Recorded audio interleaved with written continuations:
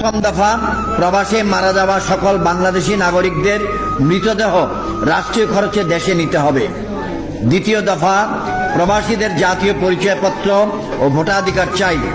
তৃতীয় দফা, বিমানবন্দরে প্রবাসী হয়রানি বন্ধ চাই। চতুর্থ দফা, প্রবাসীদের জন্য যুগোপযোগী দ্বৈত নাগরিকত্ব আইন ও পেনশন সুবিধা চাই। পঞ্চম দফা, পাসপোর্ট সংশোধনের সুযোগ সহ দালাল মুক্ত পাসপোর্ট ও দূতাবাস সেবা চাই। ষষ্ঠ দফা, প্রবাসী সুরক্ষা আইন প্রণয়ন ও বাস্তবায়ন চাই। সপ্তম দফা, জাতীয় বাজেট প্রবাসীদের জন্য ন্যূনতম 5% বিশেষ বরাদ্দ চাই। অষ্টম দফা, বিদেশে কাগজপত্রবিহীন প্রবাসীদের বৈধকরণে সরকারের সহযোগিতা চাই।